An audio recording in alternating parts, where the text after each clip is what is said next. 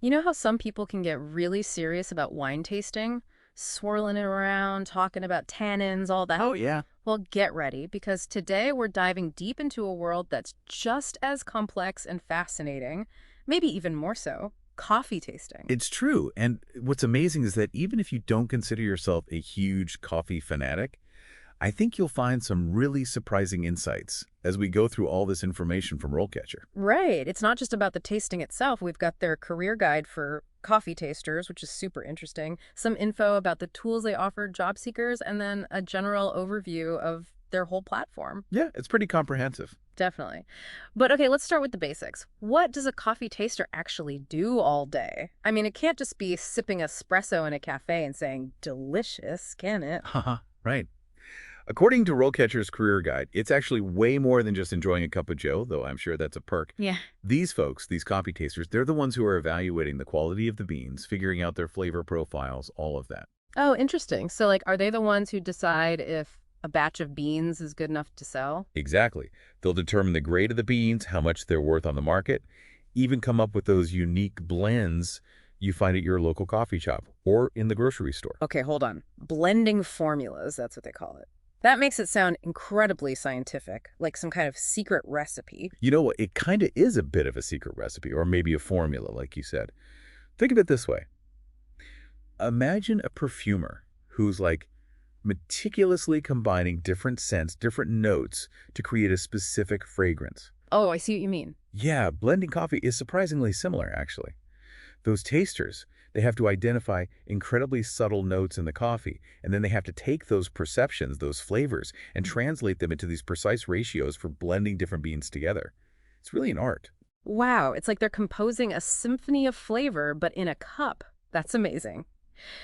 But where does all this tasting magic actually take place? Are we talking like trendy cafes with those big comfy chairs, or is it more of a science lab setting? Well, honestly, it can be both. The career guide mentioned a bunch of different settings, from those trendy cafes you mentioned to specialized labs where they're doing like serious analysis and even huge roasting plants. So not always as glamorous as one might think then, huh? I can imagine there are some pretty, shall we say, less than appetizing test batches along the way. Oh, absolutely. Think of a chef, right? They might spend all day perfecting a dish, but every now and then they'll have to taste something that's gone wrong just to figure out what happened. Coffee tasters is the same deal. They're encountering batches with imperfections or off flavors all the time. It's all part of keeping the overall quality high. That's really interesting. You know, it's funny you mentioned that because something that really stood out to me in the RoleCatcher guide was this whole idea of sensory fatigue as a potential downside for coffee tasters. Oh yeah, for sure. It's like I can totally see how that would happen. Like I imagine if I spent all day, every day just surrounded by the smell of coffee, let alone actually tasting it constantly. It'd be overwhelming. Exactly. My taste buds would be completely fried. So I'm curious, how do they deal with that? Is there some kind of magical reset button for their senses? Haha, I wish. No, unfortunately not.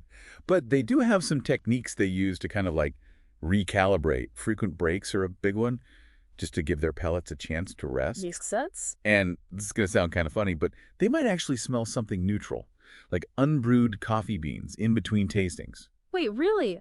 Unbrewed beans? That's so interesting. And it sounds strange, I know, but apparently it helps to kind of cleanse the palate.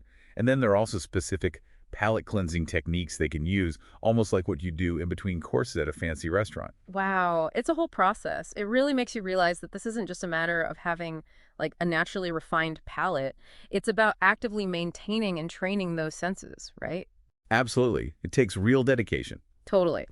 So this might seem like a silly question, but I'm just curious. Do you actually need a special degree to become a coffee taster? Like, is there a coffee testing 101 class I missed out on in college? Uh-huh. Wouldn't Huh? that be amazing? Coffee tasting 101 intro to espresso. But no, surprisingly enough, according to RoleCatcher, there's no specific degree that's required to get into this field. Oh, wow, really? I would have thought for sure you'd need some kind of formal training. Nope. Of course, it definitely helps to have some background in food science or sensory analysis or anything like that. But at the end of the day, it seems like it really comes down to your passion for coffee, your commitment to constantly learning and refining your palate, and then obviously those highly developed sensory skills. So it's almost more about natural ability and experience than anything It else. seems that way, yeah. Huh, fascinating. That's actually really refreshing to hear, that you don't necessarily need a fancy degree to pursue this kind of career path. I But okay, let's say you do have those natural instincts and you're passionate about coffee. What about staying up to date with all the trends? It seems like the world of coffee is constantly evolving with new brewing methods and flavor profiles popping up all the time. It really is. It's a fast-paced industry, that's for sure. And you're right, staying current is essential. The RoleCatcher guide mentions certifications from the Specialty Coffee Association, or SCA for short. Okay, so like getting certified demonstrates your expertise then. Exactly. Those certifications show a serious commitment to professional standards, which is definitely important in this field. Plus, they cover everything from really specific sensory evaluation techniques all the way to the complexities of different coffee origins and processing methods. It's really comprehensive. So it's like getting like a black belt, but in coffee tasting. That's really cool. The guide also mentioned different career stages for coffee tasters, like starting out as a junior coffee taster and working your way up to, eventually, the peak master coffee taster. Yeah. What does that journey look like? How do you achieve that level of, like, coffee mastery? Well, becoming a master coffee taster, that's the ultimate goal, right? It's like reaching the top of Mount Everest in the coffee world. And it definitely doesn't happen overnight. We're talking years and years of dedicated practice, constantly refining your palate, deepening your understanding of all things coffee, from the beans themselves to the roasting process. It really is. Like, you need to be able to identify even the subtlest nuances in flavor and aroma. So it's like being a coffee sommelier, someone who can, like, pinpoint the exact region and year a bean came from just by tasting it. Exactly. It's that level of expertise, yeah. But, speaking of journeys, we've been exploring this whole world of coffee tasting through the lens of RoleCatcher. It's interesting to see how their platform really focuses on empowering job seekers. Totally.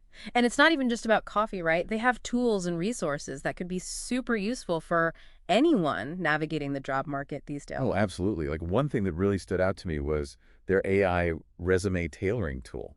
I mean, how cool is that? Having artificial intelligence analyze a job description and then actually suggest ways to make your resume stronger, more tailored to that specific role. Right. It's like having your own personal resume writer, but powered by AI. That's incredible. Yeah, and then there's their interview question bank. Get this, it has over 120,000 questions in it. No way. Are you serious? I'm totally serious. Can you imagine how valuable that would be? Especially if you tend to get nervous before interviews. It's like having a cheat sheet for every possible question they could throw at you. That's insane. Okay, you know what else I thought was really cool? That employer matching feature they have. It kind of flips the whole job searching script. Right. Like, instead of just polishing up your resume, sending it out to a million companies, and crossing your fingers hoping for the best. Exactly. With RoleCatcher, you're putting yourself out there, letting potential employers actually find you based on your unique skills and experience. It's definitely a much more proactive approach, Mm? and I think it really highlights how RoleCatcher is trying to, like, revolutionize the whole job search process, make it smarter and more efficient. Totally. They're all about data and AI and using those tools to, like, give job seekers an edge. Hmm. So, yeah, I'd say even if you're not planning on becoming a master coffee taster anytime soon, it's probably worth checking out RoleCatcher just to see what they're all about. Definitely agree with that. There's definitely something to be said for, like, equipping yourself with as much information as possible, especially when it comes to something as important as your career. Absolutely. Well, on that note, I think we've just about reached the end of our deep dive into the fascinating world of coffee tasting. A huge thank you to our expert for sharing their insights. Oh, it was my pleasure. I always love a good coffee chat. Me too. And listeners, as you savor your next cup of joe, maybe even trying to detect those subtle notes and aromas we talked about, here's a final thought to ponder. If everyone's sense of taste is so unique, so individual, how do professional coffee tasters ever manage to establish a shared language for describing those flavors? Interesting, right? It's something to think about. Until next time, happy brewing, everyone.